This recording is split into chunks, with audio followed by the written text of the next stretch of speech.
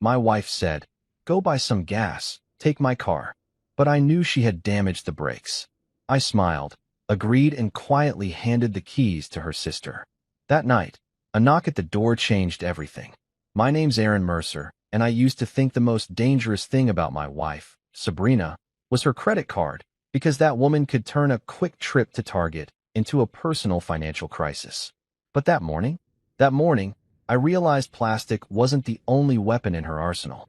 She was standing at the stove like a scene from one of those cheesy 1950s commercials. Hair in a bun, apron tied neatly, pancakes on the griddle, flipping them with the kind of grace that said she was trying too hard. Sabrina doesn't cook. Correction, Sabrina shouldn't cook. The last time she made breakfast, I had to Google how to neutralize smoke alarm sound before work. So, when I came downstairs and didn't smell burnt batter, I knew something was off. The kitchen looked like it belonged in a realtor's brochure. Candles lit, flowers in a vase, table set with real napkins, not paper towels. Sabrina smiled that Stepford wife smile and said, "Good morning, honey. Pancakes are ready." I blinked. "Did you kidnap my wife?" "Blink twice if you're in danger." She rolled her eyes, flipping another perfect golden circle like she'd been training for the Pancake Olympics. "You're hilarious," she said. But there was a twitch, tiny, but it was there. Her smile didn't reach her eyes. I sat down, my instincts tingling. This woman never did nice things for free. There was always a catch, a favor, a purchase, or some elaborate emotional setup that made me feel guilty for breathing. She set the plate down in front of me and leaned on the counter, studying my reaction like a scientist waiting for a lab rat to explode. I poked the pancake with my fork. It didn't bounce. Progress. "So," she began casually, pouring me coffee like she hadn't once screamed at me for forgetting oat milk. "Can you do me a quick favor?" "Oh, there it is, the hook." "Depends," I said cautiously. "Does this favor require manual labor, emotional maturity, or a credit check?" She giggled in that fake way women do when they want something big. "Relax, Aaron. I just need you to go buy some gas. Take my car, it's low." Now, let me explain something. Sabrina never let me touch her car. It's her pride and joy, a cherry red sedan she treats like it's her firstborn. She even gave it a name, Ruby. I once got yelled at for leaning on it with a coffee cup. So, when she told me to take her car, every alarm bell in my head went off like a Vegas slot machine. I froze mid-sip of coffee. "Your car?" I asked, pretending to sound flattered. "You sure? You're not worried I don't know, breathe too hard near it." She laughed again, brushing off her hands. "No, honey. I trust you." Trust. Cute. That's like a cat saying, "Sure, you can pet me," right before shredding your forearm. "All right," I said slowly. "Gas it is. Regular unleaded, right?" She nodded, still smiling, still pretending to scroll through her phone. I noticed her thumb wasn't moving. She was watching me through her lashes, like a cop waiting for a suspect to confess. My gut twisted. Something was wrong. The kind of wrong that makes your body react before your brain even catches up. Now, I'm not paranoid by nature. Okay, fine, I am paranoid by marriage. You would be too if your wife once cried because you didn't emotionally validate her dog after a haircut. But this was different. She was too calm, too nice. The woman had made breakfast, poured coffee, and smiled all before 9 a.m. That's not normal. That's psychological warfare. I decided to test her. "You know," I said, "I could take my truck instead. It's already got half a tank." Her head snapped up. "No," she blurted, too fast, too sharp. Then she caught herself, forcing a laugh. "I mean, no, sweetie, don't waste your gas. Take mine. I need to make sure it runs smoothly." "Smoothly? I bet." I sipped my coffee, hiding my smirk behind the mug. "Runs smoothly," I repeated. "Got it. Because it's been, what, a week since you last had it serviced?" Her eyes darted away. "Something like that." Bingo. That's when I decided to play along. If this was a setup, I wanted front row seats. "Sure thing, babe," I said, all cheerful and dumb. "I'll take Ruby out for a spin. Maybe I'll even get her washed for you." She smiled too wide. "You're such a sweetheart." Yeah, a sweetheart with a suddenly shortened life expectancy. I finished breakfast while mentally reviewing my insurance policy. If I died in a car accident, Sabrina would inherit the house, the savings, and my half of Mercer Home Renovations, the business I built from scratch. I could almost see her in black sunglasses at my funeral, dramatically dabbing fake tears while asking my lawyer about wire transfer times. When I stood up, she was wiping her hands on a towel, pretending to be relaxed. "You leaving soon?" she asked. "Yeah," I said, glancing at the clock. "Just need to grab my wallet, my phone, and a priest." She didn't even flinch. No laugh. No comeback. Just that same rehearsed smile. That's when I knew for sure, whatever game she was playing, I wasn't supposed to survive it. I leaned against the counter, watching her. "You okay, Sabrina? You seem tense." She blinked rapidly, then turned back to the sink. "Just tired, Aaron. I've had a lot on my mind. Anything you want to share with the class?" She chuckled under her breath. "You wouldn't understand." "Oh, honey, you'd be surprised what I understand." The silence stretched between us, thick and awkward. The kind that usually ends with one of us apologizing for something the other did. I grabbed the keys off the hook, the ones with the red crystal keychain she bought to match Ruby's aura. You know, because apparently, cars have auras now. I dangled them, forcing a grin. "All right, off to the gas station. Want me to grab anything? Maybe some honesty? Loyalty?" She gave me that blank, polite smile. The one that means, I'm thinking of murder but want to appear polite for the neighbors. "Just gas, dear," she said softly. I nodded and started for the door, but something made me glance back. She was still watching me, standing perfectly still, hands gripping the counter. No wave, no goodbye, just waiting. And that's when my internal voice screamed, "Don't get in that car." So I didn't. I walked outside, all calm and casual, and took a deep breath. Morning air, sunshine, birds chirping, the perfect background music for potential homicide. I leaned against my truck, pretending to check my phone while my mind ran through scenarios. Did she hire someone? Mess with the tires? Poison the air freshener? Hell, knowing Sabrina, she probably rigged the Bluetooth to self-destruct. I peeked back through the window. She was still there, staring. I gave a little wave and mouth. "Be right back." Then turned the corner to the garage, quiet as possible. My curiosity had officially won. If I'd ignored that gut feeling, I might have been headline material by noon. Local man dies in freak car accident. Wife devastated, but looks great at the funeral. Instead, I crept toward the garage, the faint hum of her voice drifting through the half-open door. And that's when I heard it, her whispering, laughing softly. Not to herself, to someone. And that's where the calm broke. My heart pounded so loud I could hear it in my throat. My brain said, "Walk away." My ego said, "Hell no." Because one thing about me, I don't do well with suspense, especially when I'm the potential dead guy in the story. So I leaned closer to the garage door, my hand hovering over the handle, breath held. Her voice floated through the air, smooth and sweet as honey laced with arsenic. "Yeah, I told him to take my car. He'll be gone soon." A pause, then a faint chuckle from the other end of her phone call. My blood ran cold. See, in marriage, you expect a lot.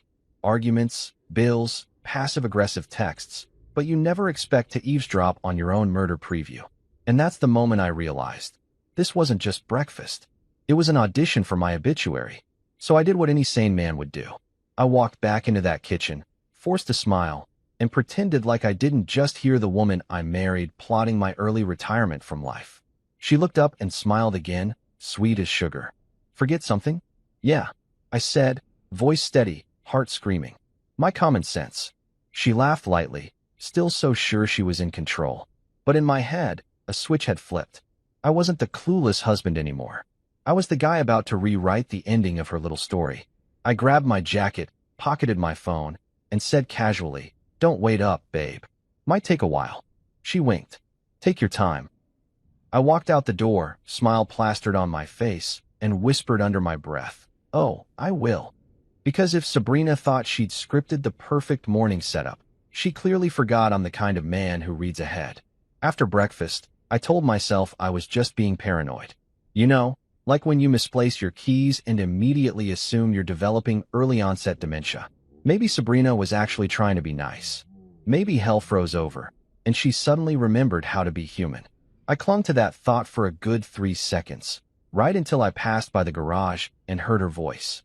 Now, for context, our garage isn't soundproof, but it's quiet enough that if you hear someone talking inside, you either have a burglar or a scheming spouse. In my case, jackpot. The door was slightly open, sunlight slipping through the gap. I took a cautious step closer, holding my half-empty coffee mug like it could deflect bullets. Inside, Sabrina's voice was soft, careful, like she didn't want to be overheard. Which, ironically, made me lean in harder. "Yeah, he's taking the car," she whispered. A second voice replied, "Roxy." Of course it was Roxy, Sabrina's personal hype woman and chaos consultant. If gossip were a sport, Roxy would have Olympic golds and brand sponsorships. "Good," Roxy said, her voice dripping with excitement. "You're sure it's done?" "Positive," Sabrina answered. "He'll never notice." My grip on the mug tightened. I could feel my heartbeat behind my eyeballs. Done? Never notice? What was this? DIY murder for dummies. Then Roxy giggled, low and cruel. "You're evil. I love it." Sabrina laughed too. He had it coming. I nearly dropped the mug. My brain screamed, "That's it. She's officially gone full Lifetime movie villain." I slowly backed away from the door, my head spinning. My wife, my pancake-making, perfume-drenched, Instagram filter-obsessed wife, had just conspired with her friend to off me. And the method? My guess, car sabotage. The same car she insisted I drive. Cute. For a second, I thought maybe I'd misunderstood. Maybe they were talking about, I don't know, redecorating the house. Maybe he'll never notice, was about paint colors, not death traps. But then I heard Roxy say, "Just make sure the brakes don't give out too soon." And that, ladies and gentlemen, was the moment my soul briefly left my body. I stumbled backward, pressing against the wall, trying to process the fact that my own wife had apparently decided I was worth more as a life insurance payout than as a living, breathing man. I stared at the ceiling and muttered, "Wow, so this is marriage, huh?" But you know me. Panic lasts for about 30 seconds before sarcasm kicks in. Because if I'm going to die, I might as well roast the situation on my way out. I pulled out my phone, opened my messages, and scrolled to the one person who could appreciate the absurdity of this, Leo. Leo's my oldest friend, a mechanic with a conspiracy theorist streak and a heart of gold. The kind of guy who wears oil-stained jeans to weddings and once told a judge that the ticket was emotionally invalid. He's also the only person I trust to give mechanical advice without charging me consulting fees. I texted him, "Hypothetically, if your wife wanted to kill you with brake fluid, how long before you'd notice?" He replied within seconds, because of course he did. "Depends how bad she wants it." "Why? Should I start planning your funeral or your freedom party?" I smirked despite the situation. "Both. Bring beer." Then, out of morbid curiosity, I crouched down and peeked under the garage door again. Sabrina had her back to me, pacing around the car like a villain rehearsing her lines. "Everything's perfect," she was saying. "He'll never see it coming." You know how people talk about their fight or flight instinct? Yeah, I have a third one, mockery. Even with my life on the line, my first thought wasn't to run. It was, "Oh, she really thinks she's clever. Adorable." I backed away and slipped into the house, pretending nothing had happened. I even whistled on my way to the kitchen, like I hadn't just overheard my wife plotting vehicular manslaughter.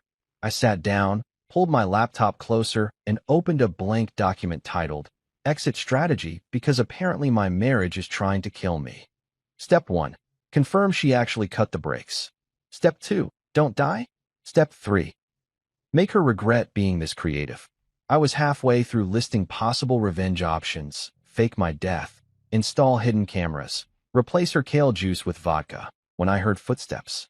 Sabrina walked in, pretending to be all sunshine and normalcy. She leaned against the counter, phone in hand, smile plastic as ever. "Still here?" she asked, feigning surprise. "Yeah," I said, spinning in my chair. "Just checking some emails. Thought I'd let traffic die down before heading out." Her smile faltered for a split second, barely noticeable, but enough. "Oh, right. Good idea." She poured herself another cup of coffee and leaned on the counter. "You okay? You look pale." "Oh, I'm great," I said, giving her my best sitcom grin. "Just trying to decide which gas station I should visit to meet my untimely demise." She blinked. "What? Nothing," I said smoothly. "Just thinking out loud." Her phone buzzed. She looked down, smirked, and typed something quickly. Probably texting her hitwoman-in-chief, Roxy. I tried to sneak a peek at the screen, but she turned away. Damn, my mind was spinning faster than her excuses. I couldn't go to the cops yet. What was I gonna say? Hi, officer. My wife's pancakes were too perfect, and I think she's plotting my murder. They'd hand me a wellness check, so I needed proof. Evidence. Something undeniable. And I knew exactly where to get it. I waited until she disappeared into the bathroom. Her daily 20-minute skincare therapy, which I suspect was just her scrolling through Instagram reels while pretending to exfoliate.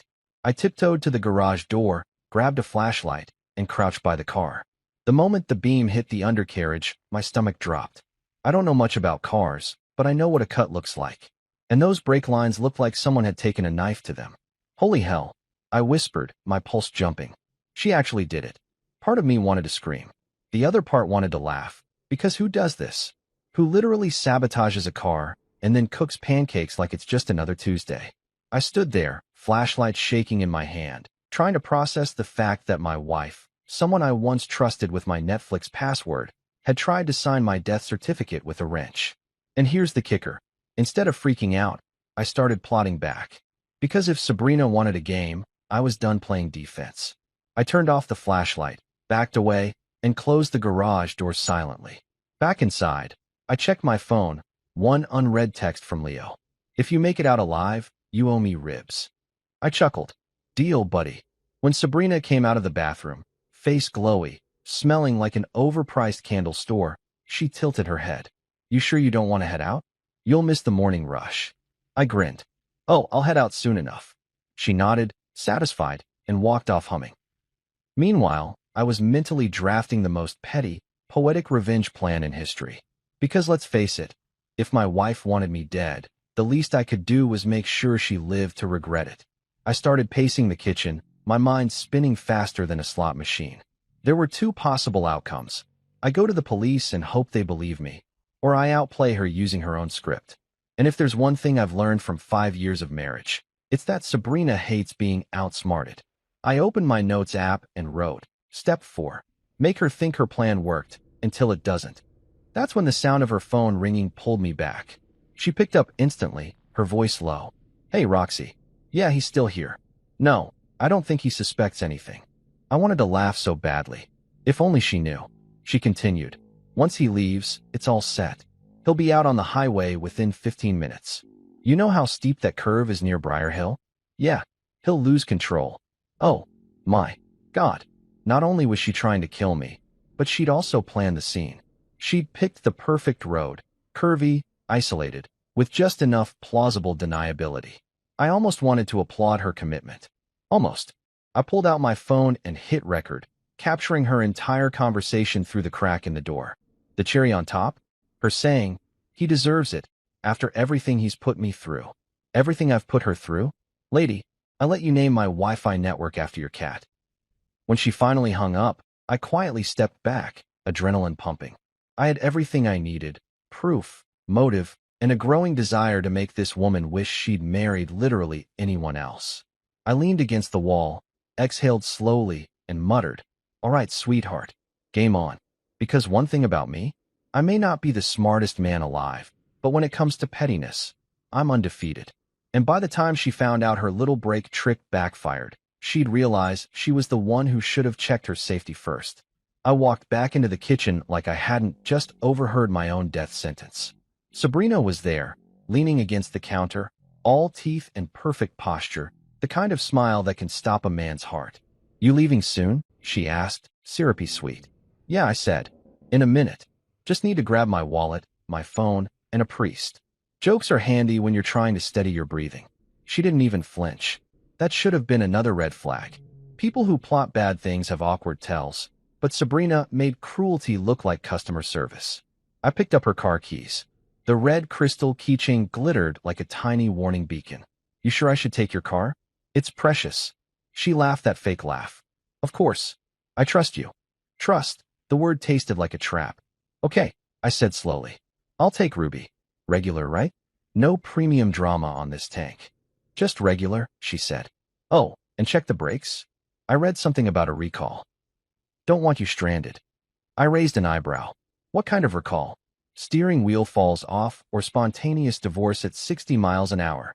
She blinked too fast, then smoothed. Probably nothing. I'm paranoid, okay? Paranoid. People who plan things call themselves paranoid. I slid the keys into my pocket and decided to play it cool. If I was going to be someone's murder plot, I wanted the best seat in the house. I climbed into Ruby and started the engine. The car still smelled faintly of her perfume, like a ghost reminding me what had been normal. I opened the glove compartment and found a small folded note. For later. Breathe. A ridiculous kindness tucked into a deadly morning. I tucked it into my pocket. 15 minutes into the drive, my phone buzzed. Leo checking in. I parked at a shell and lifted the gas cap. On the asphalt near the pump was a smear, dark and oily. I crouched and sniffed. Brake fluid. My stomach plunged. I called Leo. Ever see brake fluid by a pump? Park by the store. Call someone. Don't drive the car. Now. I walked into the mini-mart pretending to buy gum and dignity. The kid at the register pointed me to a number. I called a mechanic who could come by in 20 minutes. 20 minutes felt like an epic. Outside, a local mechanic arrived and crouched under Ruby. He shone a flashlight and frowned. Someone's cut the lines, he said. Deliberate. Those words hit harder than I expected. When did you last drive it? He asked. 15 minutes ago, I said, mouth dry. He nodded. Lucky you pulled in here. Lucky. The word got a new edge. Lucky like surviving lightning. I called Sabrina, needing her to sweat a little. Hey, brakes feel funny. Staying put until someone checks them. Her reply. Call AAA. Be safe. Love you. That capital L in love was a knife. When Leo showed up, he planted himself by the car like a man who fixes more than engines. He checked the damage and swore under his breath. Someone wanted you gone. It's funny what your brain does in crisis. Mine cataloged details like a forensic tourist. The note in my pocket, the smear by the pump, the cut lines under the car, Sabrina's performance. Each detail snapped into place like a puzzle I wished I'd never started. We called a tow. As the driver hooked Ruby, I felt oddly detached, like watching a favorite show that suddenly turned into a horror documentary. The taillights faded as the truck pulled away, and with them went a part of my marriage I hadn't realized clung to a car. Back at home, the kitchen felt too big and too quiet. Sabrina met me at the door with damp eyes and a voice that tried to be fragile. Are you okay? They said it could have been worse. I looked at her, really looked. The woman who cooked flawless pancakes and left perfumed ghosts in her seats had just tried to stage my end. Thanks for the pancakes, I said instead, small, cheap, stinging. She blinked. What? Nothing. Just thanks. It was petty, and I liked the way it landed. That night, after the cops took my statement and the mechanic scribbled notes, I sat in my living room like a man in a spotlight. Neighbors peeked from behind curtains. My phone buzzed with messages, some worried, some suspicious, and a few from friends who thought it was darkly funny. One of them texted a gif of a man fainting. Humor helps before therapy becomes necessary. Sabrina cried when I told the officers what I'd heard. She cried with a practiced cadence, like someone delivering lines. But tears aren't evidence. My recorder in the garage had captured enough. Her voice, planning, Roxy's giggles. Proof is a practical thing. It doesn't feel righteous, just useful. Over the next days, the house cleaved along a seam. Things that were small before, a sweater on the banister, a mug, suddenly felt like clues. Friends split into camps. She'd never, and run, Aaron. My parents called daily, their voices soft and full of questions I didn't know how to answer. I kept replaying the garage whisper in my head. People ask how it feels to find out the person who sleeps next to you is capable of this. The honest answer is surreal. You remember all the little kindnesses and wonder if they were genuine or rehearsed. You miss the person not for who they are now, but for who you thought you married. Meanwhile, Sabrina was careful. She scrubbed the house of fingerprints, made fake grocery lists, and wore grief like a costume. But even costumes have seams. The cops pulled phone records. Texts with Roxy looked bad. A friend at the station, one I'd bought wings for during college, told me, "We'll do what we can." That phrase is a strange comfort. Competent, limited, human. I started sleeping with the lights on. The dark felt too honest. During the day, I wandered the house like a guest in my own life, cataloging things that made me feel steady. My old toolbox, Leo's wrench, a framed photo from before when the weight of a mortgage was the biggest thing I worried about. And there was this odd, growing clarity. Surviving someone's attempt on your life sharpens focus. It clarifies what matters. Evidence, safety, and the next steps. It also makes you realize how much courage you had without knowing it. Simple acts, calling a mechanic, keeping a calm voice, suddenly felt heroic. The police interviewed Sabrina. She told them about the recall and how terrified she'd been. Her hands trembled on cue. People wanted to believe her. I wanted to believe in the woman who could fold shirts with military precision. But belief without facts is optimism wearing rose-colored blinders. When the mechanic signed an affidavit and the tow records were filed, the investigation leaned in our direction. The detective, a woman with a sharp chin and a soft way of asking hard questions, looked at me and said, "You did the right thing by not driving." "You think she'd actually?" I asked. "You saw the evidence," she said. "We'll follow the trail." Following the trail is work. It means subpoenas, interviews, and a slow, grinding machine of legal process. It's humbling and tedious. I slept less and ate less. At some point, the house began to feel like an evidence room. Every item had a story, and every story had weight. I treated my life like a case file. It was oddly consoling. By the end of the week, the narrative outside the house had shifted from whispers to talk. People with kids who used to wave now crossed the street. Rumors became their own small, poisonous ecosystem. But in the quiet of my bedroom, I found something else: resolve. Not hatred exactly. Not even vengeance, though that simmered. More like a determination to make sure the record was clean and the truth loud. Because you don't get to plot someone's death and expect nuance to cover you. And because survival tastes better with a side of accountability. When I lay down that night, sleep came slow, steadily. My head was full of plans, security cameras, legal counsel, and a list of friends to apologize to for being the guy who turned his life into a headline. I thought about pancakes, about notes that said breathe, and about how small gestures can mean different things depending on who's holding them. Sabrina continued to be enigmatic, a woman who could act grief and guilt with terrifying ease. But I had recordings now and neighbors who would testify to odd behavior. The scales had shifted. The world had a new order, evidence on one side, performance on the other. The next morning, Aaron Mercer woke up knowing a few things with unusual clarity. That he was alive, that he owed Leo ribs, and that he would not let someone else write his ending. There's a certain calm that hits you once you realize your spouse wants you dead. Not panic, not grief, just an oddly peaceful clarity. Like, well, this marriage has officially expired. Let's make it interesting. I spent that entire morning sitting at the kitchen counter, staring at Sabrina's smoothie blender and wondering how many times that thing had been used for evil. She hummed from the living room like nothing happened, scrolling on her phone, probably texting her accomplice Roxy about my soon-to-be tragic demise. That's when the spark hit me. I wasn't going to call the cops yet. I wasn't going to run. No, I was going to ruin her script. If she'd written me off as a clueless idiot husband, I'd play that role perfectly, right up until I flipped the table on her. So when her sister, Marissa, strutted into the kitchen around 10 a.m., dressed like she was about to audition for Real Housewives of Suburbia, my plan practically wrote itself. She was all pearls, yoga pants, and fake enthusiasm. "Morning, Aaron. How's my favorite brother-in-law?" "Alive," I said, taking a sip of coffee. "So, better than expected." She laughed, not realizing that sentence was more literal than she thought. Sabrina looked up from the couch, her posture stiffening like someone just hit pause on her villain arc.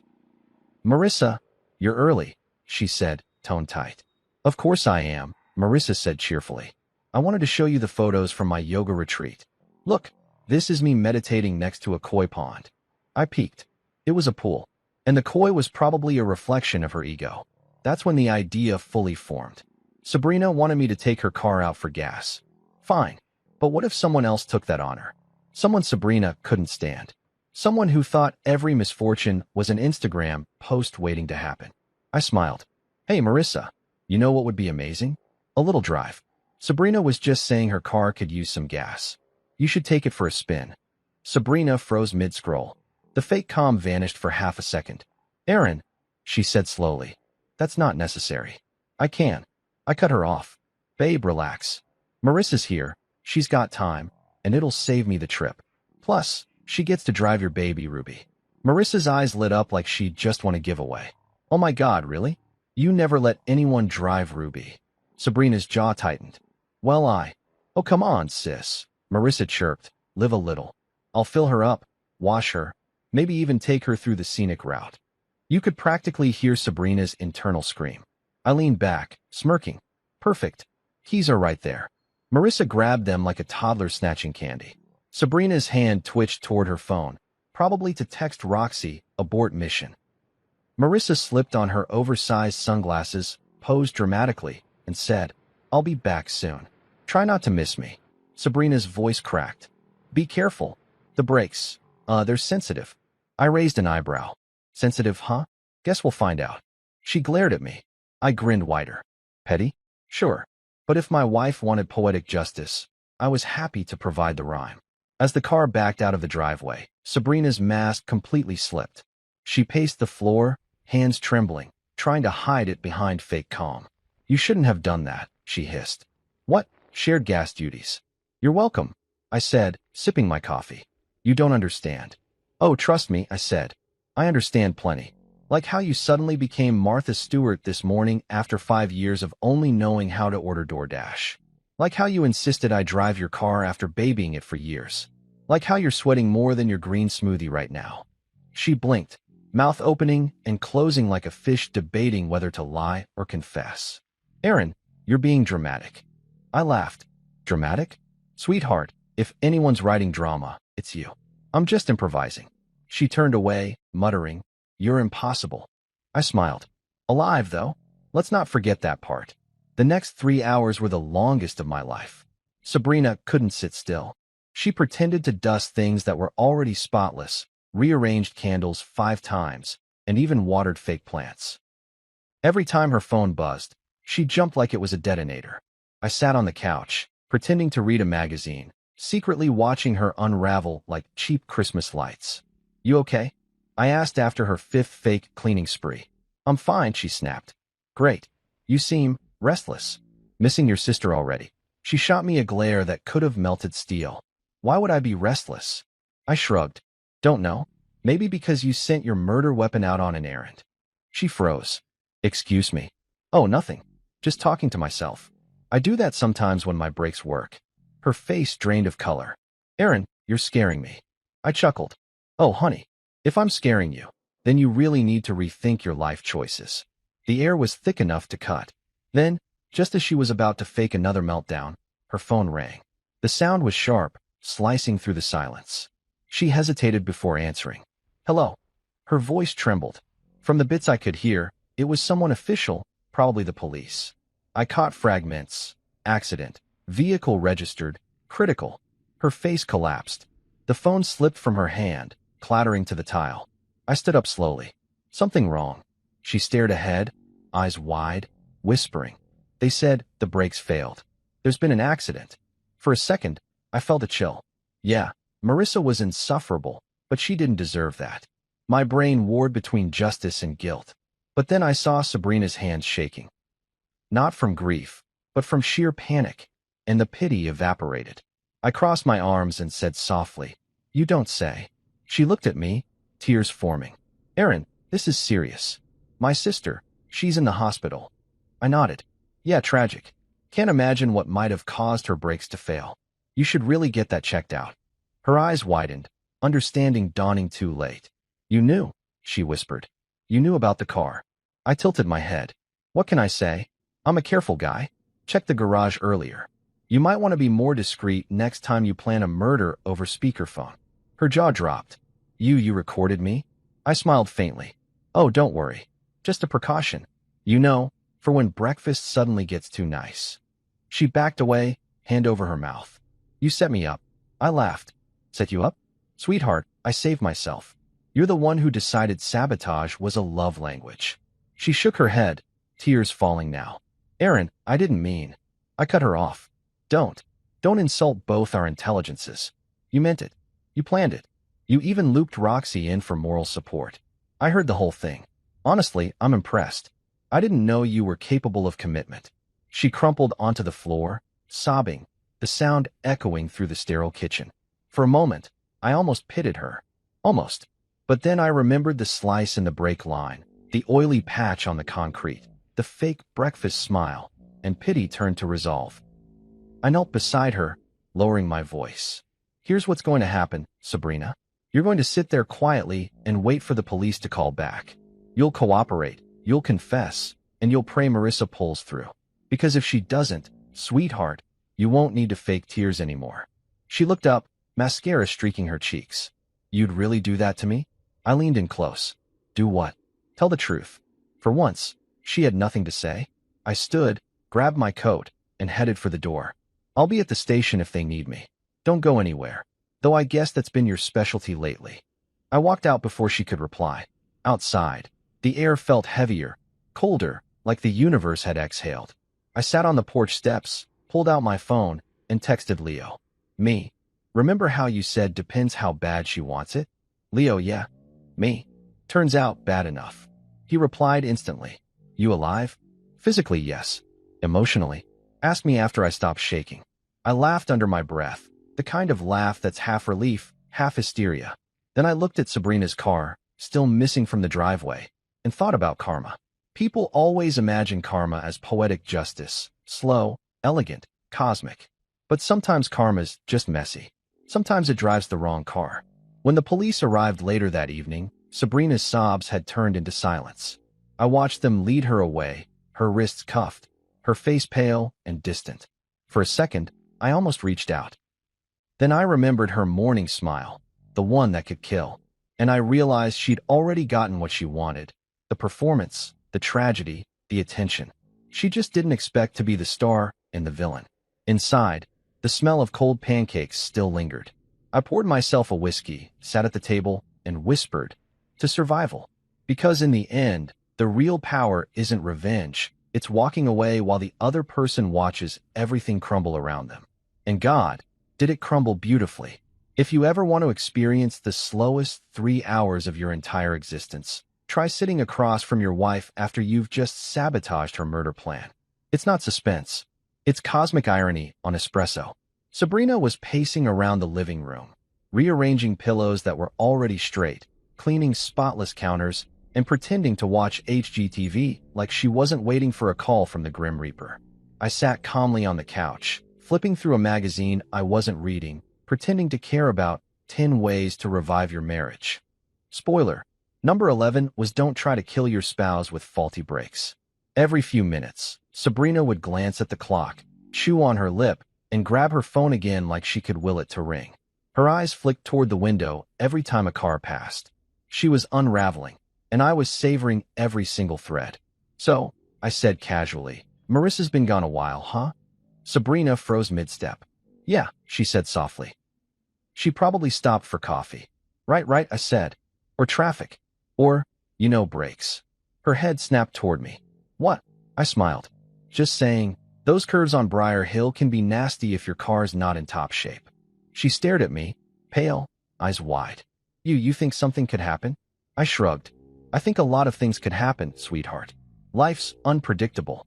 She swallowed hard and turned away, pretending to straighten the curtains again. I leaned back and crossed my arms. Every second was a symphony of karma, and I was front row, center seat. At one point, she tried to make small talk, because apparently denial was her coping mechanism. She said weakly, Marissa and I haven't really talked much lately. This trip might be good for us. Some bonding. Yeah, I said dryly.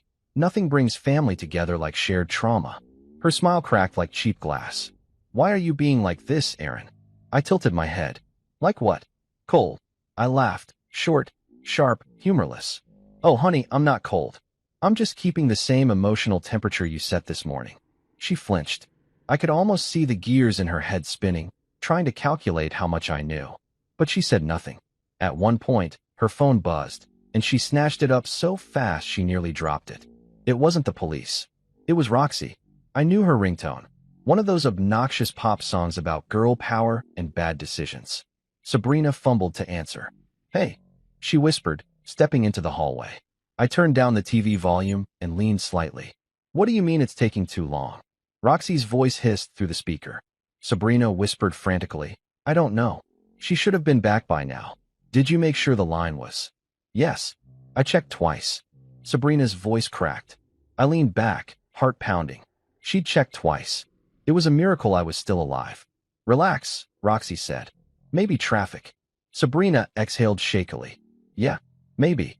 I stood, walked quietly to the kitchen, and made a loud show of opening the fridge. She jumped and turned around mid-call, slamming her phone against her side like a teenager hiding texts from her parents. Everything okay? I asked, smiling. Yeah, she said too quickly. Just Roxy asking about dinner plans. You mean her usual plans, wine, gossip, and felony conspiracy.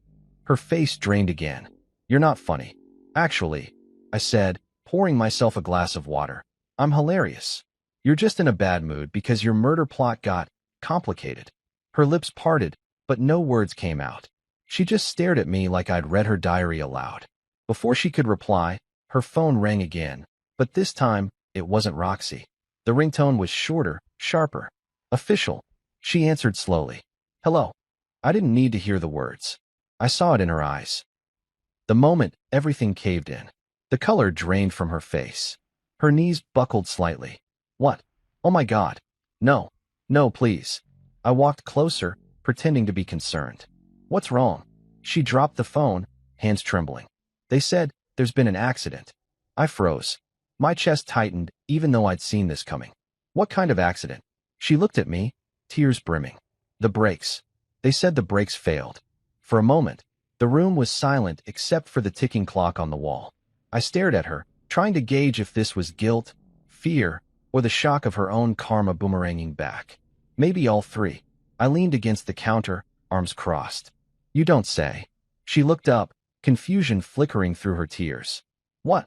Just, life's funny, huh? I said lightly. You plan something one way, and it just takes another turn. Literally. Her mouth fell open. Aaron, stop. My sister could be dead. I interrupted. Yeah, that would be tragic. You must feel so responsible. She shook her head. Don't do this. Oh, come on, I said.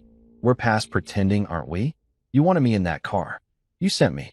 And now your sister's the one paying for your little science project. She stumbled backward. You don't know that. I heard you, Sabrina. My voice dropped, colder now. I heard every word. You and Roxy. The brake lines. The plan. You really should have closed the garage door tighter. She stared at me, eyes wide. You're lying. I pulled my phone from my pocket, hit play, and her own voice filled the air. He'll never notice. He'll be gone before lunch. She covered her mouth with both hands, a strangled sound escaping her throat. Yeah, I said quietly. That's you, sweetheart. Not your best work, but Oscar-worthy for effort. Tears streamed down her cheeks. Aaron, please. I held up a hand. Don't. Save the performance for the cops. You'll need the practice. She crumbled into a chair, sobbing, shaking uncontrollably. For a brief, fleeting moment, I almost felt something. Sympathy, maybe. But then I remembered how close I'd come to being roadkill because of the woman sitting in front of me. The silence between us was thick, broken only by her muffled cries. I poured myself another drink, sat across from her, and watched her fall apart. Why? I finally asked. Why go that far? You could have just filed for divorce. Or I don't know, thrown a vase, like a normal person. She hiccuped through her tears. You stopped loving me. I laughed, bitterly. And your solution was murder? She slammed her fist on the table. You made me feel invisible, Aaron. You were always working, always distracted. I wanted out, but I couldn't. You'd take everything. So your grand plan was to take me instead. She glared through her tears. You don't get it. Oh, I get it, I said. You wanted a payout without paperwork. Well, congrats. Looks like you got a crime scene instead. Before she could answer, her phone rang again. She flinched like it was a gunshot. I glanced at the screen, unknown caller. She hesitated, then answered. Mrs. Mercer?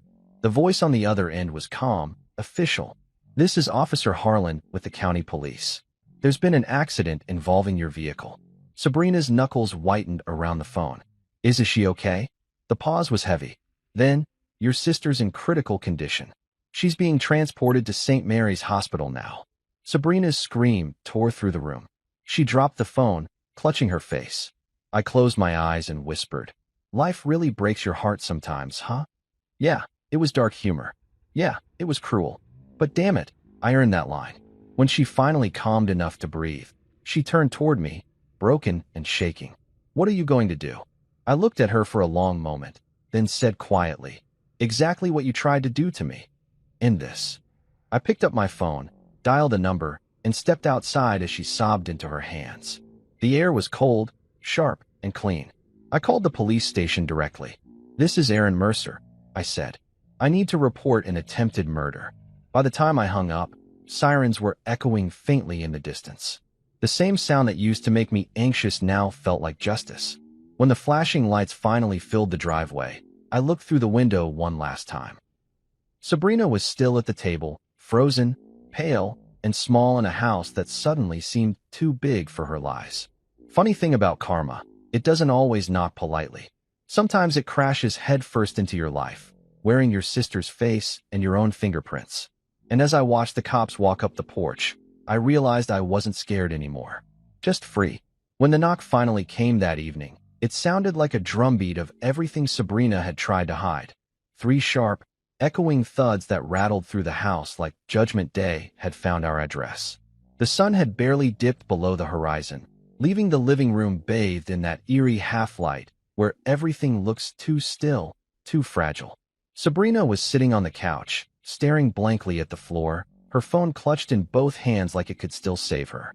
She flinched at the sound. Who is that? I didn't even look up from my drink.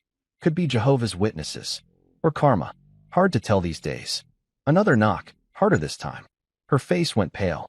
"Aaron, please," she whispered, "don't open it." "Oh, now you're scared of doors?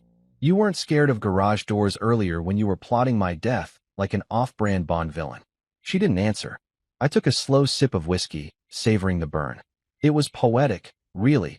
Her pacing earlier like a predator, and now she looked like prey. I set my glass down and walked toward the door, my footsteps heavy on the hardwood. When I opened it, 2 uniformed officers stood on the porch, hats in hand, faces carved from solemn professionalism. You could tell from their posture they'd done this 1,000 times, but it never got easier. "Mr. Mercer?" the older one asked, voice low. "That's me," I said, leaning against the frame. "Evening, officers. Nice night for bad news." His eyes flickered with sympathy. "Is your wife home?"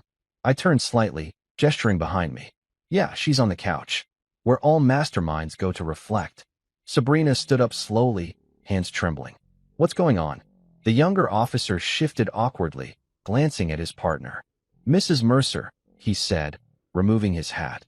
"There was a car accident this afternoon. The vehicle was registered in your name." Sabrina's voice cracked. "My sister?" The officer hesitated, then nodded. "She's in critical condition. They're doing everything they can." Sabrina crumbled like wet paper. Her knees gave out, and she sank onto the couch, covering her mouth as sobs ripped through her. The older cop stepped forward, voice gentle but firm. "Ma'am, I know this is difficult, but we'll need you to come down to the station later for a statement." Standard procedure. I rested my hand on her shoulder. "Sweetheart, life really breaks your heart sometimes, huh?" One officer gave me a look that said, "Sir, please don't." The other fought the tiniest smirk before composing himself. Sabrina turned toward me, mascara bleeding down her cheeks, eyes wild with grief. Or guilt, maybe both. "You think this is funny?" I raised my eyebrows. "You tried to kill me, and your sister ended up in the hospital. I don't think it's funny. I think it's ironic. Alanis Morissette would write a song about you." Her mouth opened, but no words came out. Just gasps between sobs. The older officer cleared his throat. "We'll need to inspect the car, ma'am. It's currently impounded. Once we've gone through the mechanical assessment, we'll update you." I couldn't resist. "Oh, they'll find something all right. Probably some creative handiwork on the brake lines." The younger one shot me a sharp look. "Sir, that's not helpful." "Oh, I'm sorry," I said. "You're right. Let's all pretend she didn't nearly audition me for an obituary." Sabrina let out a strangled cry. "Aaron, stop it. Please." The officers exchanged a glance, clearly sensing the tension that could fill a reality show season. The older one gently placed a card on the coffee table. "We'll be in touch, Mrs. Mercer. Try to rest." "Rest?" I said with a snort. "Yeah, that'll be easy. Just count brake lines instead of sheep." When they left, the silence was suffocating. The only sound was Sabrina's shallow breathing and the faint ticking of the wall clock. She looked at me like a woman teetering between denial and collapse. "I didn't mean for this to happen," she whispered. "Oh, that's comforting," I said. "You meant for me to die." not her. Big moral difference. Her head snapped up, anger flickering through the tears. You think this makes you better than me? I leaned forward, elbows on my knees.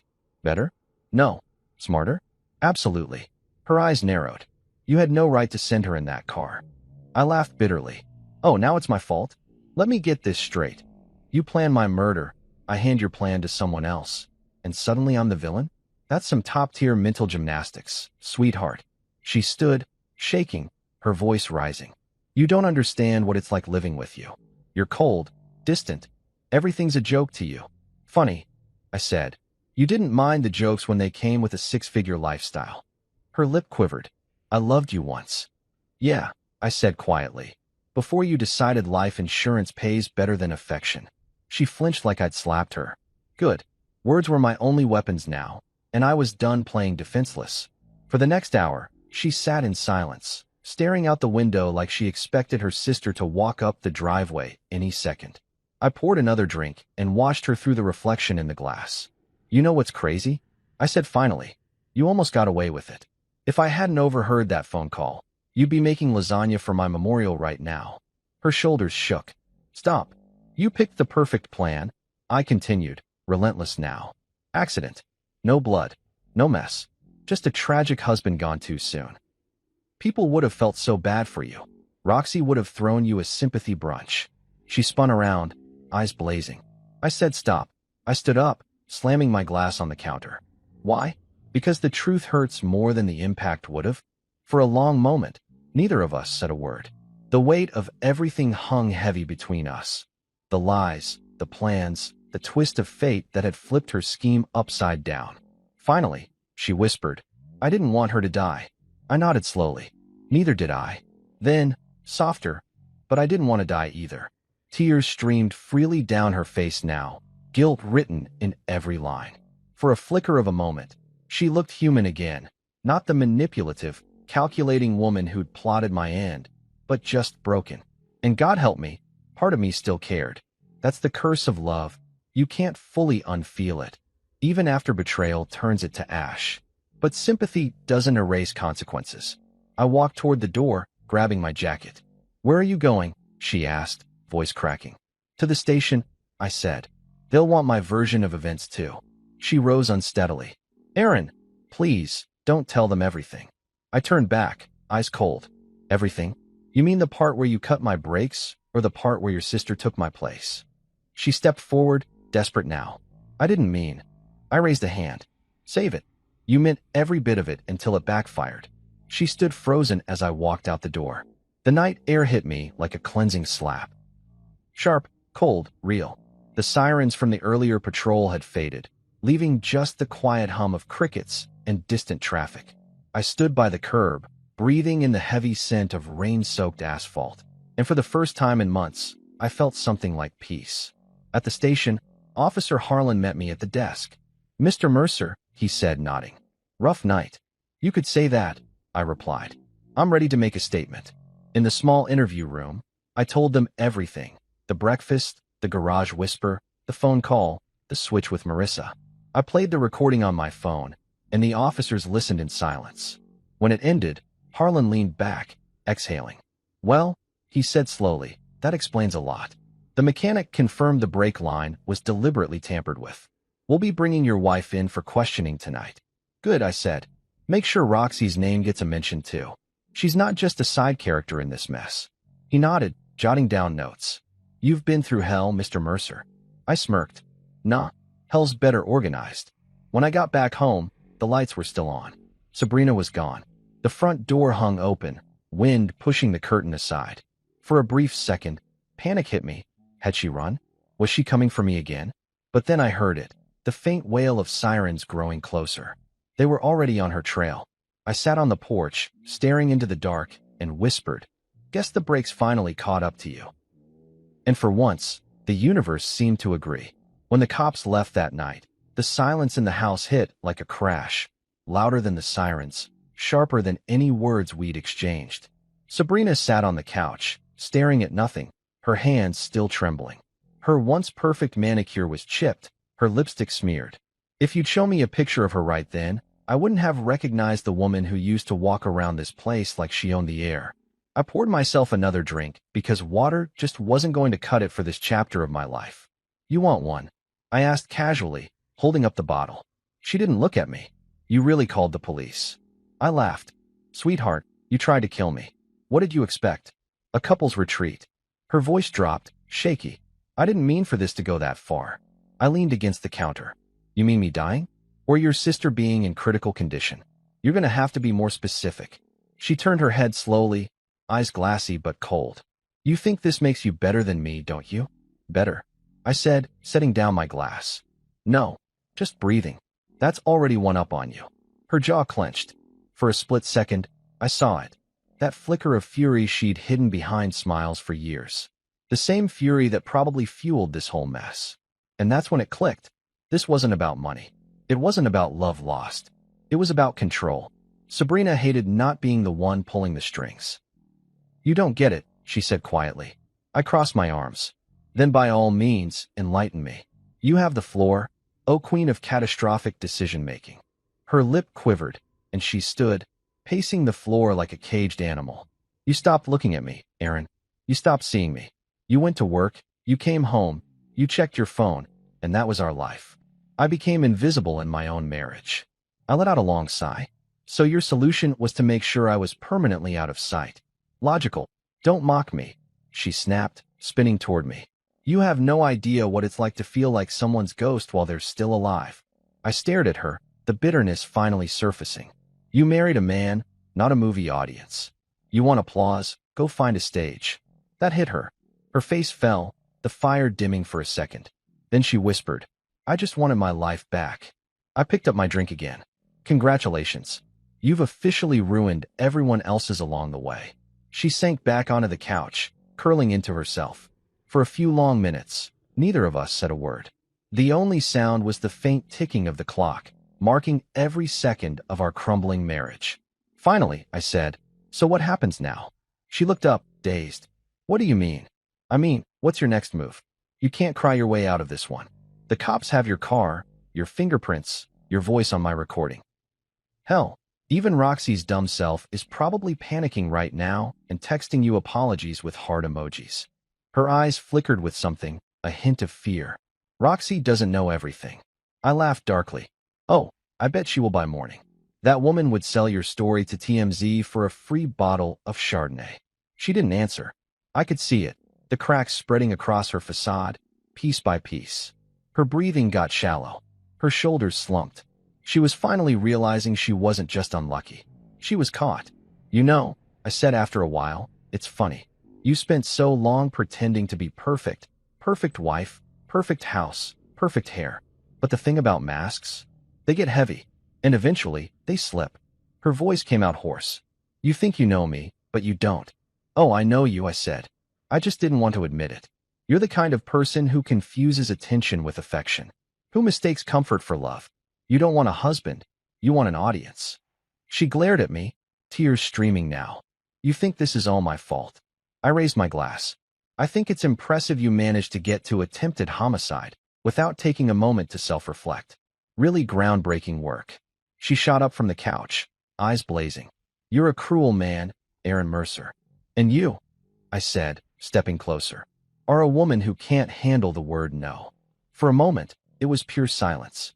Just the hum of the refrigerator and the faint buzz of the ceiling light. Then she broke, her voice trembling. Do you ever think about how we got here? About the beginning? I frowned. What? The part where I fell for your smile before realizing it came with a subscription to chaos. She let out a dry, shaky laugh. You used to make me feel safe. Yeah, well, I said, you used to not try to kill me. We've both changed. She turned away, gripping the edge of the couch like it was the only thing keeping her upright. I loved you once. I looked at her for a long time, trying to remember the woman she was before all the lies, before the games. And maybe that was the cruelest part. Once upon a time, she really did love me. Maybe I loved her too. But whatever we had died long before she tried to make it official with a sabotage car. Sabrina, I said quietly, you should call a lawyer. She turned back, eyes wide. You'd really let them take me away? I almost laughed. Let them? Sweetheart, I'm driving you there if I have to. Her lip trembled. You're heartless. No, I said softly. I just finally stopped being your victim. She stared at me for what felt like forever, her breathing uneven, her eyes darting between me and the door. For a second, I thought she was going to run. Maybe she thought about it too. But she didn't move. She just broke. You could almost hear it, the sound of pride shattering. When the knock came again, it was quieter this time. She jumped anyway. I didn't move. That'll be the follow-up visit, I said. They're fast these days. Her voice shook. You called them back? I shrugged. Just making sure they had all the evidence. The door creaked open, and 2 detectives stepped in, badges visible. A woman led the way, calm, professional, efficient. Mrs. Mercer, she said gently. Sabrina didn't answer. I'm Detective Lynn. We'd like to ask you a few questions about your vehicle. Her voice came out as a whisper. Can it wait until tomorrow? I'm afraid not. I stood off to the side, watching as they read her rights. She didn't fight. She didn't even speak. Just nodded numbly as the handcuffs clicked into place. Ma'am, the detective said quietly, your sister is stable, but she'll need surgery. We'll need your full cooperation to move forward. Sabrina's face twisted with something I hadn't seen before, pure regret. Stable? She whispered. Yes, the detective replied. But she's asking for your husband. Both women turned to me. I blinked. Me? She asked for Aaron Mercer by name, Detective Lynn said. Sabrina's voice cracked. Why would she? I cut in. Because she's alive, Sabrina. And apparently, the universe wanted her to have front row seats to your downfall. The detective nodded politely, leading Sabrina toward the door. We'll be in touch, Mr. Mercer. Thank you for your cooperation. As they escorted her out, she looked back one last time, eyes full of everything she never said. Fear, guilt, maybe a shred of the love we'd buried under all the lies. Then the door closed behind her. I stood there for a long moment, listening to the quiet. It was the kind of silence that feels heavy but earned. I poured myself one last drink and sat down on the couch she used to occupy every night like a queen on her throne. The cushions still smelled faintly like her perfume. I hated that I noticed. Then I laughed, soft, bitter, disbelieving. Stable, I murmured. Guess the devil doesn't get everyone on the first try. For the first time in what felt like years, I let my shoulders drop. The tension, the fear, the endless pretending, it all bled out with one long exhale. And when I finally looked out the window, the night sky was clear again. Maybe fate had its own twisted sense of humor. But for once, I was on the right side of it. The morning after Sabrina's arrest started like every other morning had for the past few years. Quiet coffee, no noise, just the hum of the refrigerator and my own thoughts. But this time, there was no good morning text from her, no perfume trail wafting through the hallway, no passive-aggressive post-it on the counter reminding me to refill the Brita. The house felt emptier than ever, but not in a sad way. It was like I'd just vacuumed out a ghost. I sat at the kitchen table with the blinds half open, watching the sunlight hit her abandoned smoothie blender. Funny how one day you're married to someone, and the next, their possessions look like museum exhibits. This was the murder weapon of choice, I muttered, taking another sip of black coffee. Around 9 a.m., there was a soft knock at the door. For half a second, my body tensed, trauma response. But it wasn't Sabrina. It was Detective Lynn, the calm, dark-eyed woman from the night before, holding a manila envelope and a tired smile. Morning, Mr. Mercer, she said, stepping inside when I gestured her in. Mind if I sit? Sure, I said. You want coffee? It's not poisoned. Promise. She smirked. Tempting, but no thanks. I liked her. She had that rare cop energy, firm but human. The kind that made you want to tell the truth without feeling stripped bare. She opened her folder. We finished processing the car. I nodded slowly. And, your instincts were right, she said. The brake line was deliberately cut. We found your wife's fingerprints on the cap and near the tubing. Not accidental damage, clean slice. Very deliberate. I exhaled, part relief, part disgust.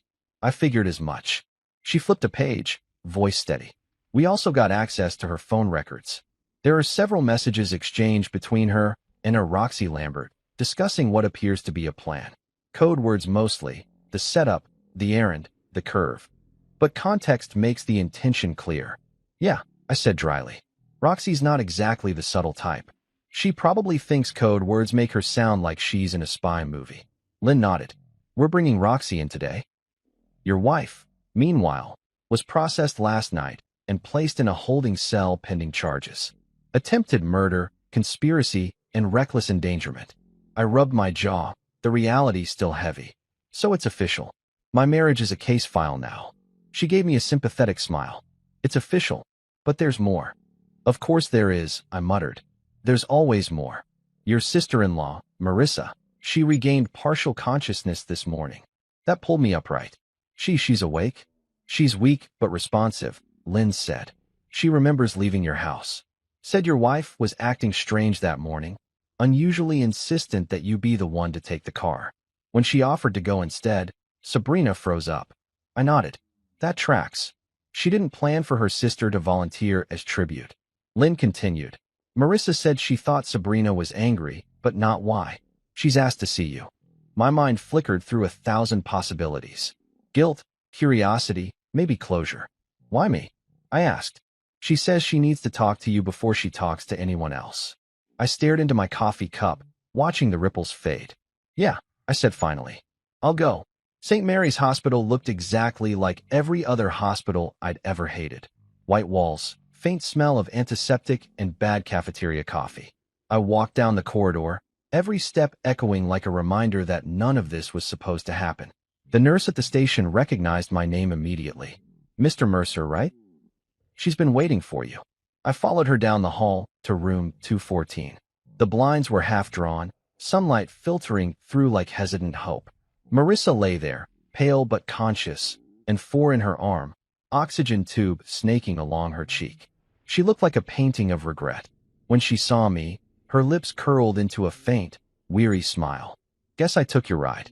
I let out a shaky laugh. Yeah, you sure did. She coughed, grimacing. Sabrina's not answering my calls. I pulled up a chair. She won't be. She's in custody. Marissa blinked, eyes wide. Custody. I nodded. They found what she did to the brakes. For a moment, she just stared at me, her brain processing something too heavy to grasp. Then tears welled up, slow and silent. She really did it, she whispered. Yeah, I said softly. She did. I thought maybe it was an accident. Maybe her voice cracked. I defended her, Aaron. I told everyone she loved you. She loved the idea of me, I said. The version that looked good in photos and picked up the dinner tab. The real me? I was a liability. Marissa stared at her hands. I always envied you too. I thought you had everything. Yeah, I said bitterly. Turns out everything included attempted murder and poor life choices. She tried to laugh, but it came out as a weak cough. I reached over instinctively and adjusted her blanket. She gave me a grateful look that twisted something in my chest. You didn't deserve this, she said. Any of it. Neither did you, I said. You were supposed to go home, post yoga selfies, and judge my cooking like usual. Her eyes softened. You still make that awful chili? I smiled faintly. Every Sunday. Out of spite now. Silence hung between us for a moment, filled only by the hum of the machines. Then she said, she's always been complicated. You know that. But this isn't her. She's lost. She found her way to a pretty dark place, I said. And she took us with her.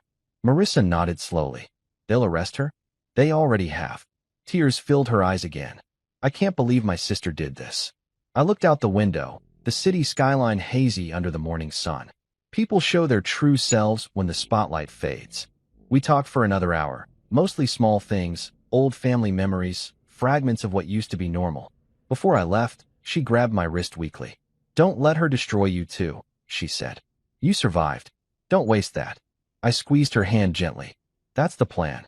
By the time I got home, reporters were camped at the end of the driveway. News travels fast when betrayal's involved. One of them shouted, Mr. Mercer, do you believe your wife intended to kill you? I gave them a smile that didn't reach my eyes. I believe she's about to find out actions have consequences. I shut the door behind me, locking out the noise. Inside, the house was calm again. My house. No more fake laughter, no more perfume battles, no more pretending. I sat down at the same kitchen table where this entire nightmare had started and finally opened the laptop I hadn't touched since the chaos began. The headline flashing across the screen made me snort. Wife's deadly break plot fails. Husband survives. Sister-in-law injured. Below it, a photo of Sabrina from some charity gala, smiling like the poster child of grace and deception. The article quoted sources close to the family, which was definitely Roxy. She'd probably sold the story faster than she'd deleted her call logs. As if on cue, my phone buzzed. Unknown number. I answered. Mr. Mercer? Speaking. This is Officer Harlan. Just wanted to let you know we've completed the forensic review. Everything checks out. Texts, fingerprints, audio recording. It's an open and shut case. The DA's already drafting charges. I nodded, relief and exhaustion blending together. What happens next? She'll be arraigned tomorrow morning. You'll likely be subpoenaed as a witness. I'll send you the details. Got it, I said. Thanks. There was a pause. Then, softer, you did good, Mr. Mercer. Most people freeze. You thought ahead. I chuckled dryly.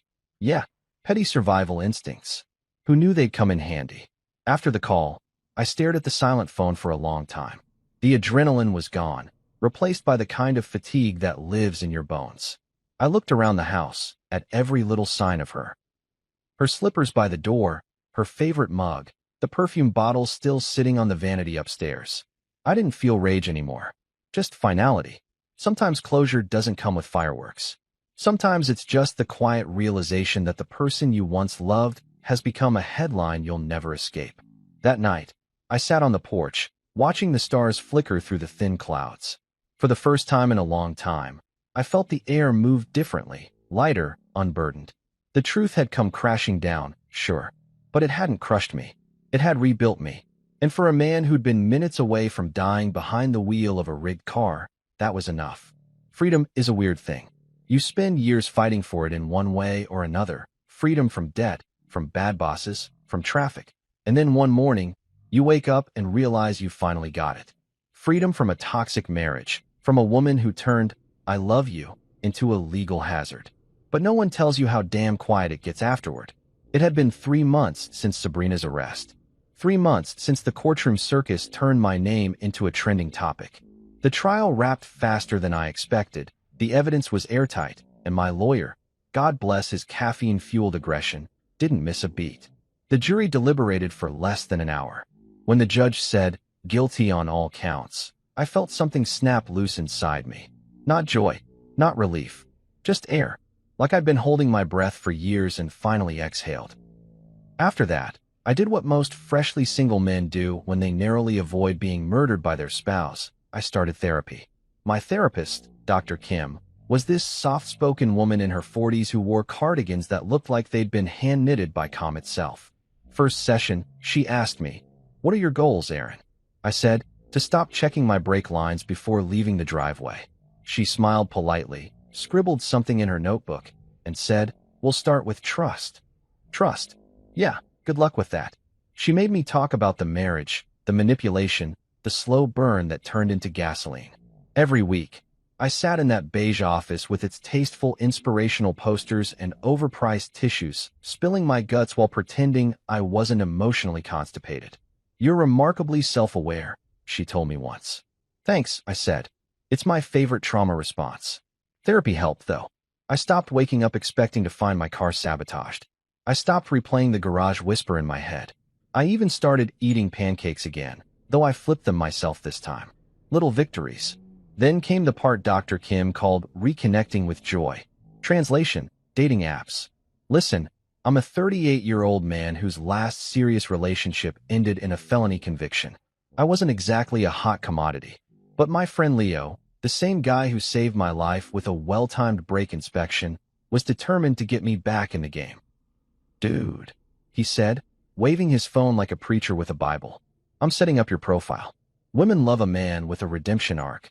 "Leo," I said, "my redemption arc includes a murder trial." "Exactly. Makes you mysterious. Chicks dig mysterious." I sighed. "No one digs potential homicide victims, man." He ignored me. "What's your bio gonna say? How about survived a toxic marriage, looking for someone who prefers brunch over sabotage?" "Delete your account," I said. But he didn't, and within a week, I was swiping through humanity's finest collection of filtered selfies and vague quotes about energy alignment. My first match was a woman named Tessa who listed her occupation as manifesting abundance. We met at a cafe downtown. She was nice enough, talkative, enthusiastic, probably harmless. But 15 minutes in, she leaned forward and said, "So, Aaron, what's your biggest fear?" I stirred my coffee. "Brake fluid." She laughed. I didn't. Date number 2 was worse. The woman, Janelle, showed up 20 minutes late, ordered the most expensive thing on the menu, and then spent the entire meal talking about her ex-boyfriend, who apparently just didn't appreciate her spontaneity. I asked what she meant by that, and she said, "Like the time I slashed his tires after he ghosted me." Check, please. By the third date, I was ready to give up on romance entirely. But Dr. Kim said, "Don't close yourself off. Connection heals." "Connection nearly killed me," I said. "Healthy connection heals," she corrected. "And you can't heal if you stay guarded forever." So I tried. I met a woman named Dana at a bookstore, old-fashioned, right? She laughed at my sarcastic commentary about self-help titles and didn't flinch when I told her I was divorced. When she asked what happened, I said, "It's a long story involving pancakes, brake fluid, and bad decision-making." She raised an eyebrow and said, "Sounds like an interesting memoir." For the first time, I didn't feel judged. I felt seen. We went out a few times, dinner, a walk by the river, late-night ice cream. It was simple, easy. No drama, no secrets, no hidden agendas. Just two people figuring out if the world still had room for something real. Of course, it wasn't perfect. I still had nightmares sometimes. I'd wake up in the middle of the night, drenched in sweat, convinced I heard Sabrina whispering from the garage again. But Dana never pried. She'd just hand me a glass of water and say, "You're safe." I didn't realize how much I needed to hear that. Meanwhile, the trial had turned Sabrina into local infamy. She'd become the cautionary tale whispered about in dinner parties and true crime podcasts. The break job bride, they called her. I didn't care about the gossip. Let people talk. I'd lived it. Her lawyer tried everything: stress, medication, emotional instability, the usual bag of excuses. But the evidence was too strong. Texts, fingerprints, the audio recording. Even Roxy folded under pressure and took a plea deal for conspiracy. I went to the sentencing hearing because I needed to see it through. Sabrina stood there in the orange jumpsuit, looking smaller than I'd ever seen her. When the judge asked if she had anything to say, she looked straight at me and whispered, "I never stopped loving you." The courtroom went dead silent. I didn't respond. I didn't even blink. Because love doesn't look like that. Love doesn't tighten a wrench around a brake line. Love doesn't hide knives and smiles. The judge sentenced her to 15 years. I walked out without looking back. Life after that was ordinary, which was the weirdest part. I fixed up the house, repainted the living room, changed the locks. I even planted new flowers in the front yard. Bright ones, the kind Sabrina would have hated because they clashed with the aesthetic. The neighbors started waving again. My business picked up. For the first time in forever, peace didn't feel like a waiting room for the next disaster. One afternoon, Leo came by with a six-pack. "You're like a damn phoenix, man," he said, cracking open a beer. "You rose from the ashes." "Yeah," I said. "Except the ashes had better credit." He laughed so hard he nearly spit his drink. We sat on the porch for hours, watching the sunset, trading dumb stories from the past. I realized then that laughter, real, effortless laughter, was its own kind of therapy. A few days later, I ran into Marissa at the grocery store. She was walking. Slowly, still recovering, but smiling. When she saw me, she stopped mid-aisle. "Aaron," she said softly. "Hey," I said. "How's the new car?" She smiled weakly. "Fully inspected. Twice." We talked for a while, mostly about mundane stuff. Work, recovery, the weirdness of becoming a footnote in a true crime case. Before we parted, she touched my arm gently. "I heard you're seeing someone." "Trying," I said. "Good," she said. "You deserve good things again." "Yeah," I said quietly. "I'm starting to believe that too." I wish I could say everything became perfect. It didn't. Healing isn't a straight line. It's a messy scribble with some coffee stains on it. There were days when I still felt angry, others when guilt crept in, whispering that I'd played a part in Marissa's pain. But Dr. Kim kept reminding me, you can't control someone else's destruction, only how you rebuild afterward. So I rebuilt, piece by piece. I started cooking again, not survival cooking, but real cooking. Meals with color and flavor. Pancakes made a comeback too. I'd laugh every time I flipped one perfectly. Still alive, I'd mutter to myself, raising my coffee mug like a toast. And I wrote. Nothing fancy, just notes, thoughts, little paragraphs about the absurdity of survival. One day, I might even publish it. Break lines and boundaries. How to survive marriage and murder in the same lifetime. Has a nice ring to it. Dana's still around. She doesn't ask for more than I can give, and I don't promise more than I can handle. We move slow, we laugh often, and sometimes she calls me lucky. I used to hate that word, but now I kind of get it. Lucky isn't about avoiding pain. It's about surviving it and somehow finding humor in the aftermath. Lucky is sitting on your porch on a quiet evening, beer in hand, watching the sunset without wondering who's cutting your break lines. Lucky is knowing you finally stopped being the punchline in someone else's story. And as I sat there that night, the breeze soft against my face, I thought back to everything. The pancakes, the garage, the lies, the crash, and realized something I hadn't before. Survival isn't luck. It's awareness.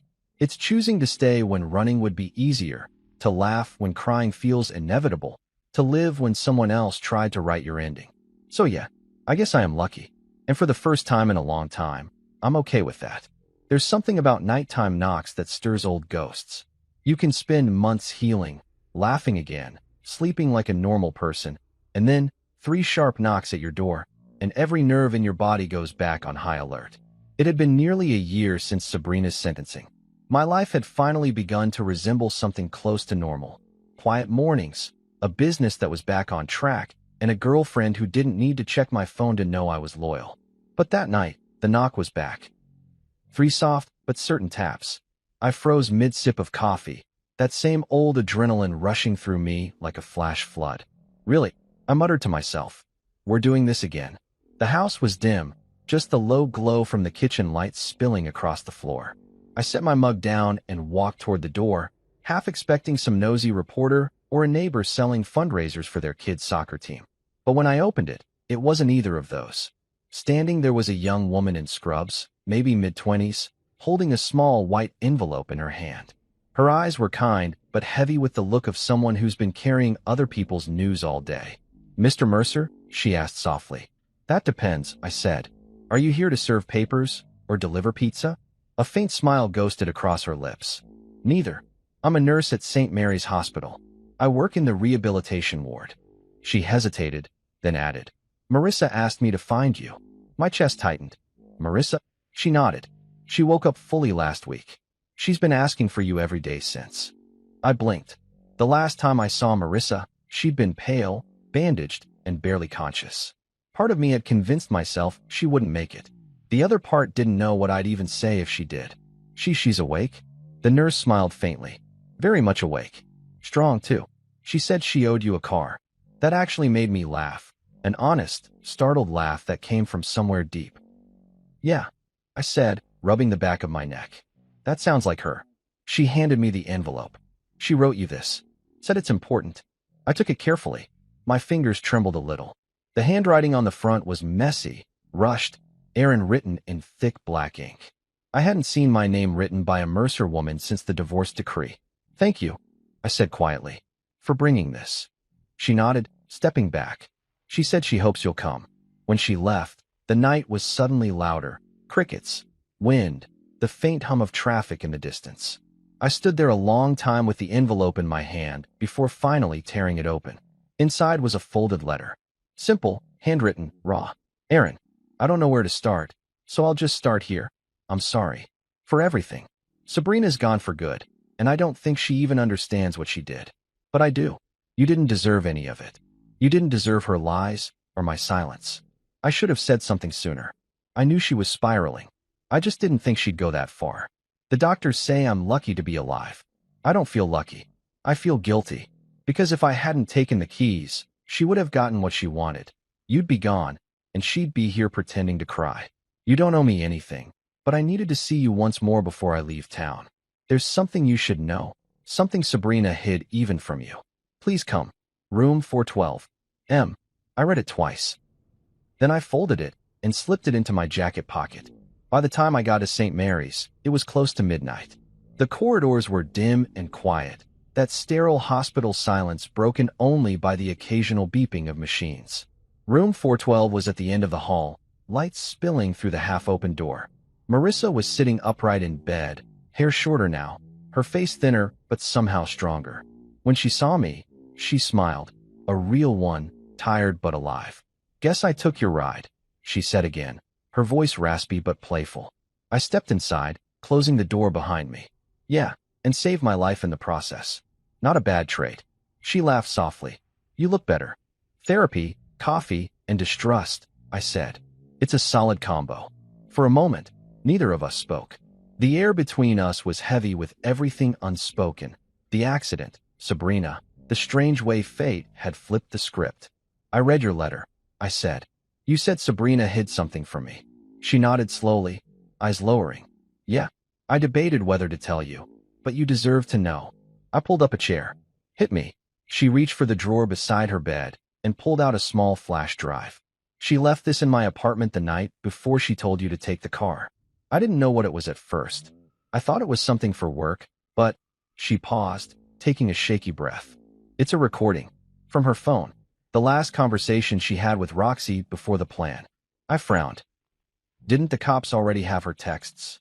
"This is different," she said. "She told Roxy something else. Something about you." I hesitated, then took the drive. "You listened to it?" She nodded, guilt flashing in her eyes. "Yeah, you should too. But not here. Not yet." I turned the flash drive over in my hand, trying to guess what could possibly be left to reveal. "Why didn't you tell the police?" "Because it's not about the case anymore," she said softly. "It's about closure.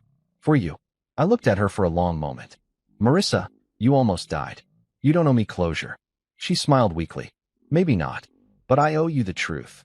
I pocketed the drive, then reached for her hand. "Thank you. For everything." She squeezed back, her grip surprisingly strong. "Promise me you'll listen to it. Then let it go. Don't let her haunt you forever." I nodded. "Deal."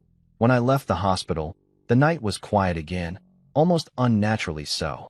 The city skyline glowed in the distance, and I stood there for a long moment under the streetlight, feeling the weight of that tiny flash drive in my pocket. Back home, I poured myself a whiskey, neat, no ice. I plugged the drive into my laptop, opened the only file on it, and hit play. Static. Then Sabrina's voice, soft but sharp, cutting through like a ghost. "Roxy, stop panicking. He's not stupid, but he's predictable. That's why it'll work." "You sure, girl? You really want to go through with this?" Roxy's voice, nervous. "He thinks I'm leaving him. He said he's done, so I'll make sure he's done on my terms.